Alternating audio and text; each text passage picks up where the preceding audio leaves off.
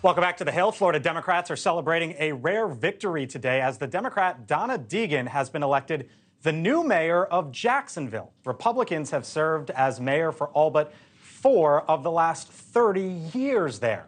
And the Democratic mayoral win in Jacksonville stands out in a state that has been undergoing a political shift to the right. Last year, the reliably, for example, Democratic county of Miami-Dade swung red as Ron DeSantis carried it in his reelection bid. That was a big deal back then.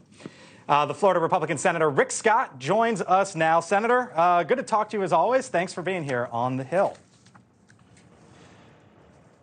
It's great to talk with you. Yeah, I hope Mayor-elect Deegan does a great job. I'll do anything and everything I can to make sure she's successful and Jacksonville continues to prosper.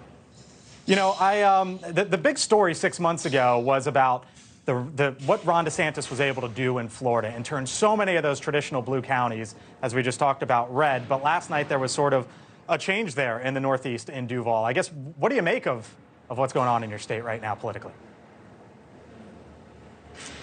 Well, I mean, every election comes down to, does your candidate, give people a reason to vote for him? And are you talking about the issues that are important to people? I've always made sure I talked about what I was going to accomplish to represent people, and that's how I've won my races. And so in this race, Mayor-elect Deegan got her message out of what she was going to do to make Jacksonville even a better place to live. And it's a great place to live. I want to talk to you about 2 of the more famous political colleagues you have there in that state, Governor Ron DeSantis and Donald Trump. You were once the governor in that state. Governor DeSantis there is backing a 6-week abortion bill, a ban on abortion after 6 weeks. Donald Trump hasn't really gone there just yet. He's not really saying where he stands at this point in time. You've said that if you were governor, you would have signed that bill into law. Why do you think that Ron DeSantis and not necessarily maybe Donald Trump has this one right? Well, I mean, this is the way, politics works. You got to tell people what you believe in and what you're willing to do. I'm pro-life, and I was very clear. If that bill was presented to me, I would sign it. I think we've got to do everything we can to protect life. I think we've got to do everything we can to provide adoption as an option. And we got to do everything we can to understand this is a tough issue for women, and do everything we can to help them through this process. But I'm pro-life. I've been blessed, and I've been blessed with 7 grandkids, and I love being around kids, and I love new babies. So I just want to make sure I like every baby to be born into a loving family, and if the parents can't take care of them, they're adopted. I might have said 6 months. I obviously meant 6 weeks. You know, Senator, I covered you for a long time in the state of Florida, way back when you first got in. And I know you as someone who would always go when you first ran, right? And I know you as someone who would always go around the state and tout Florida and say, we've got the sunshine, we've got the beaches, we've got the best tourism anywhere. And right in the middle of that tourism nexus is Disney. And there's a big battle, as you know, between your successor and Disney right now. Do you think Ron DeSantis needs to back off because of what Disney means to the state of Florida? First off, the bill that they're talking about is a bill that said, we shouldn't be teaching grade school kids about sex. I completely agree with that. I was disappointed that Disney weighed in on that bill.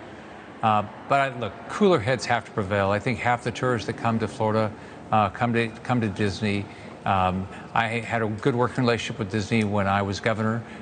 They've worked hard to build a place where people want to come to. So I think we've got to figure out a way forward here to bring everybody back to the table so we can continue to grow tourism, grow jobs, give opportunities for people. But I guess is cooler heads prevailing, is that Ron DeSantis somehow backing off here, or is there not a way out of this at this point? It seems like he's pretty dug in. Well, I'm a business guy, so what I always did is I sat down with people and I talked to them and I tried to work through issues. So I think that starts with, everybody involved sitting around a table and saying, how do we go forward? How do we make sure, we preserve the tourism in our state, preserve the jobs in our state, and make sure we give people still their opportunity to express their views if they want to express their views. But also, I believe that, the bill that was passed, I don't believe, grade school kids ought to be taught at school about sex. So How do we all come together and continue to make our state a better state? It starts by everybody sitting around a table and figure that out. You know, Senator, real quick, Donald Trump had endorsed the idea of you being the Senate Majority Leader. And you have yet to endorse anyone in the Republican primary. Do you plan on endorsing Donald Trump? I am focused on my election. I'm up this next cycle. I know there's a lot of people I know that are going to be running for president, and I wish them all the best of luck, but I'm going to focus on my race and how do I continue to represent my state. Thanks for watching. Go to newsnationnow.com to find NewsNation on your television provider. And don't forget to subscribe. Click the red button to get more of NewsNation's fact-driven, unbiased coverage.